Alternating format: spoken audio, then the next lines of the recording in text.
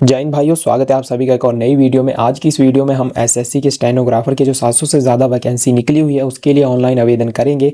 सब कुछ जानेंगे इस वीडियो में। चलिए बिना देरी के वीडियो को करते हैं शुरू। सबसे पहले दोस्तों आपको एसएससी की जो ऑफिशियल वेबसाइट है यहाँ पर आ जाना है। उसके बाद लॉगिन और रजिस्टर का ऑप्शन देखने को मिलेगा, यहाँ क्लिक कर देना है। यहाँ पर बोल रहा है कि रजिस्ट्रेशन नंबर है तो डालिए, उसके बाद पासवर्ड डालिए, कैप्चा डालकर लॉगिन कर लीजिए। अगर आपने पहले कभी भी इस वेबसाइट पर जो है वो कोई भी फॉर्म फिलअप किया होगा तो आपके पास रजिस्ट्रेशन नंबर होगा, पासवर्ड होगा, डालिएगा, लॉगिन कर लीजिएगा। लेकिन जो भी भाई पहली बार आ रहे हैं इस वेबसाइट पर उनको यहाँ नीचे रजिस्टर नाउ पर क्लिक करना होगा। जैसे यहाँ पर आप क्लिक कर देंगे आपको बोल रहा है कि 1 टाइम की रजिस्ट्रेशन आपको करनी होगी। नीचे कंटिन्यू पर क्लिक करिए। Do you have Aadhaar card, क्या आपके पास आधार कार्ड है तो यस करिएगा, अगर नहीं है तो नो करिएगा। तो आपको यहाँ पर जो है कोई भी अदर आईडी प्रूफ जैसे कि पैन कार्ड हो गया, ड्राइविंग लाइसेंस हो गया, अपलोड करने पड़ेंगे, यहाँ आपको करने पड़ेंगे। लेकिन अगर आपके पास आधार है तो यस करिएगा और यहाँ आधार नंबर डालिएगा। फिर उसको एक बार डालकर वेरीफाई करना है। यहाँ पर भी आपको क्लिक कर देना है और यहाँ सेंड ओटीपी पर कर देना है। जैसे यहाँ पर क्लिक करेंगे आपका जो मोबाइल नंबर आधार से लिंक होगा उस पर एक ओटीपी जाएगा, उसको यहाँ पर डाल दीजिएगा। यहाँ कैंडिडेट नेम आपको डाल देना। उसके बाद नाम को वेरीफाई करना है कि आपने कभी चेंज किया है तो यस, नहीं तो नो रखने देना है।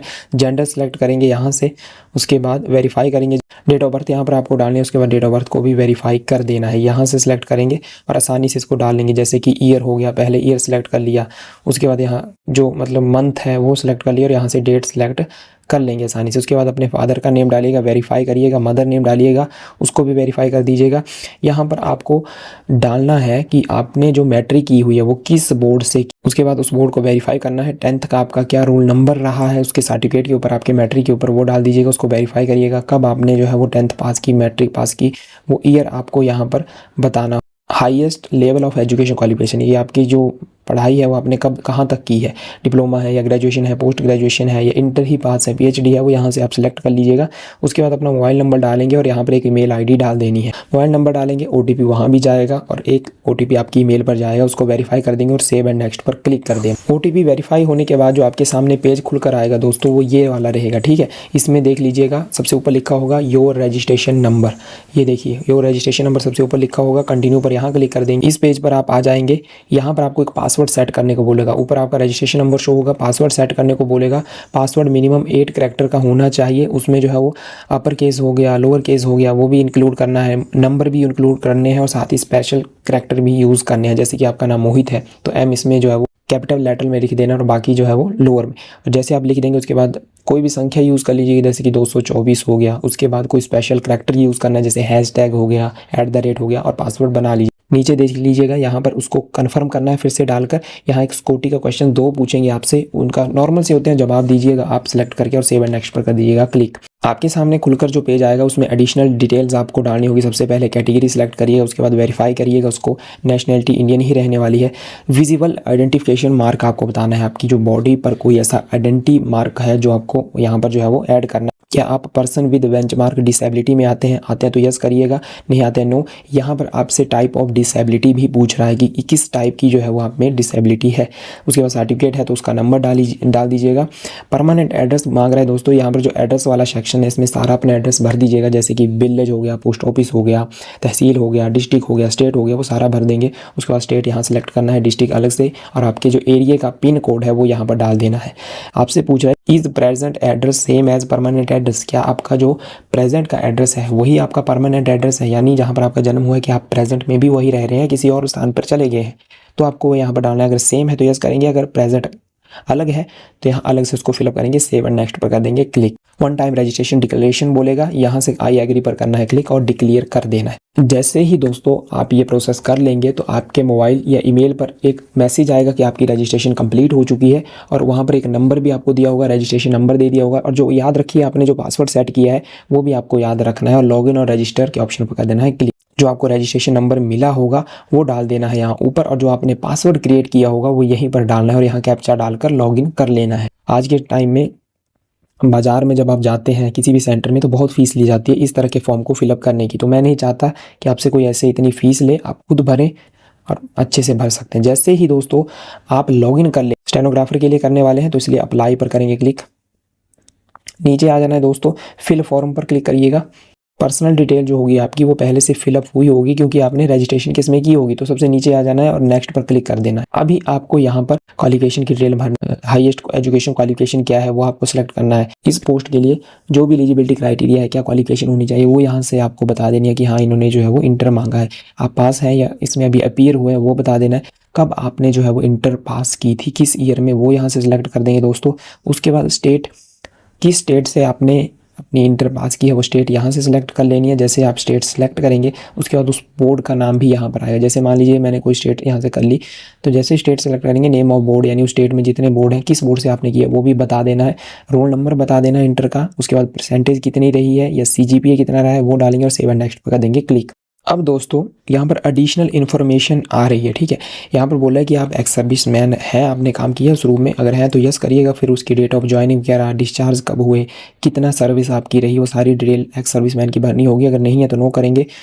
क्या आपको एज रिलैक्सेशन चाहिए इस पोस्ट के लिए, आप पाना चाहते हैं एज रिलैक्सेशन, अगर आप उसके लिए पाना चाहते हैं तो यस करेंगे, ठीक है। और किस कैटेगरी में आप आते हैं ये ऑप्शन बताएं इन्होंने कि इन लोगों को या इस कैटेगरी में आते हैं, ये रीज़न है जिससे आपको एज रिलैक्सेशन मिलेगा। अगर नहीं लेनी है तो नो कर देना है। नीचे जो ऑप्शन आ रहा है दोस्तों यहाँ कर देंगे हम यस और सेव एंड नेक्स्ट पर कर देंगे क्लिक। अभी एडिशनल इन्फॉर्मेशन सेकंड आ रही है, प्रेफरेंस ऑफ एग्जामिनेशन सेंटर्स, यानी आपको प्रेफरेंस देनी है कि स्टेनोग्राफर का एग्ज़ाम आपने किस सेंटर में जाकर देना है। फर्स्ट प्रेफरेंस आपके सामने आ गई है, देख लीजिएगा। यहाँ पर बहुत से सेंटर होंगे दोस्तों। अब आपका नियर बाय सेंटर कौन है ये आपको इनके PDF में जाकर देखना पड़ेगा। देखिए ये इन्होंने अपने सेंटर के बारे में बता रखा है कि कहाँ कहाँ इनके सेंटर है, किस किस रीजन में आते हैं आप। ये देखिएगा ये 20 सेंटर में चले हुए रीजन है, जैसे बिहार उत्तर प्रदेश हो गया, तो इनमें आप ये अलग अलग यहाँ पर आपको वही प्रेफरेंस देनी पड़ेगी। जैसे फर्स्ट प्रेफरेंस दे दी, सेकेंड दे दी और थर्ड दी, 3 प्रेफरेंस देनी है एग्जाम की। क्या are you a person with benchmark disability, क्या आप उसमें आते हैं, तो पहले हमने सेलेक्ट कर लिया, अगर आपने किया होगा तो यहाँ पर आएगा, नहीं तो कोई ऑप्शन नहीं आने वाला।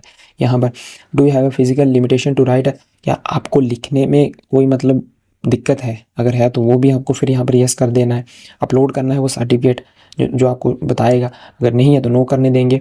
और यहाँ नीचे medium of computer based exam and skill test, कि किस मीडियम में आप जो है वो अपना एग्जाम देना चाहते हैं, जो भी आपका आगे चलकर होगा रिटर्न, इंग्लिश में या हिंदी में। अगर आप यहाँ से हिंदी सेलेक्ट करते हैं भाई तो दोनों मीडियम वहाँ पर मिलेगा, अगर इंग्लिश सेलेक्ट कर देंगे तो हिंदी आपको देखने को नहीं मिलेगा। इसको फिर वेरीफाई कर दीजिएगा। उसके बाद किस पोस्ट के लिए आप अप्लाई करना चाहते हैं, ग्रेड C के लिए, ग्रेड D के लिए, या दोनों के लिए, देख लीजिएगा नोटिफिकेशन में, क्योंकि अलग अलग एज लिमिट भी है इनके लिए, क्वालिफिकेशन सेम ही है इनके लिए। यहाँ से अप्लाई करिएगा और वेरीफाई कर दीजिएगा उस पोस्ट को और सेव एंड नेक्स्ट पर कर दीजिएगा क्लिक। अभी दोस्तों यहाँ पर अपलोड फोटोग्राफ और सिग्नेचर का ऑप्शन आ रहा है, देखिए ध्यान रखिएगा। यहाँ पर पहला है फेस ऑथेंटिकेशन, जो पेंडिंग है वो आपको कैसे करनी है, मोबाइल से करनी पड़ेगी। तो ये मैंने कर लिया यहाँ से माई SSC ऐप को लॉगिन। जैसे लॉगिन किया है यहाँ पर डैशबोर्ड पर आ रहा हूँ, डैशबोर्ड पर लाइव एग्जामिनेशन है, माई एप्लीकेशन पर मैं क्लिक कर रहा हूँ। यहाँ पर देखिए दोस्तों स्टेनोग्राफर ग्रेड C D के लिए एग्जामिनेशन के लिए जो नीचे कंटिन्यू ऑप्शन आ रहा है यहाँ करेंगे क्लिक। सारी डिटेल आपकी आगे नीचे जाना है, सेव नेक्स्ट पर करते चले जाना है, एक एक करके रुकना नहीं है, जहाँ तक मैं बोलूँगा नहीं, फिर चले जाना है आगे, फिर चले जाना है आगे। अब देखो भाई आधार ऑथेंटिकेशन, फेस ऑथेंटिकेशन स्टेटस आ रहा है, तो भाई कैप्चर कर लेगा, सेव एंड नेक्स्ट पर कर दीजिएगा क्लिक। कई बार बोलेगा add request biometric data did not match, लेकिन अलग अलग लोकेशन में जाना है, वहाँ से कैप्चर करने की कोशिश करनी है, एक टाइम पर हो जाएगा, ठीक। जैसे दोस्तों आप फेस ऑथेंटिकेशन कंप्लीट कर लेंगे उसके बाद नीचे आ जाना है, यहाँ कैप्चर लाइव फोटो का ऑप्शन आएगा, इसको क्लिक करिएगा और अभी अपना एक लाइव फोटो आपको कैप्चर करना है। यहाँ पर अपलोड सिग्नेचर की बात हो रही है, देखिए 10 KB से 20 KB के बीच आपका सिग्नेचर होना चाहिए, उसको अपलोड करिएगा यहाँ क्लिक करके। ये देखिए यहाँ पर सिग्नेचर अपलोड हो गया, उसके बाद सेव एंड नेक्स्ट पर आपको कर देना है क्लिक।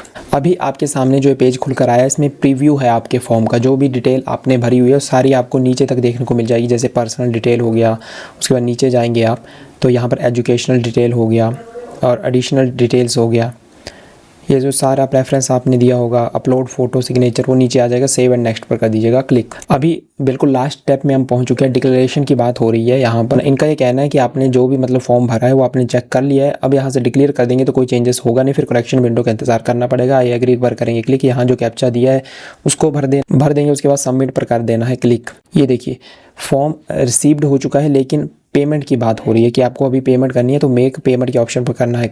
यहाँ पर अगर आप जनरल कैटेगरी में आते हैं, OBC में आते हैं, तो आपकी फ़ीस 100 रुपीज़ लगेगी, लेकिन आप SC ST या फिर वुमेन कैंडिडेट हैं तब आपके लिए कोई भी फ़ीस यहाँ नहीं लगने वाली है। तो आपका सबमिट हो गया।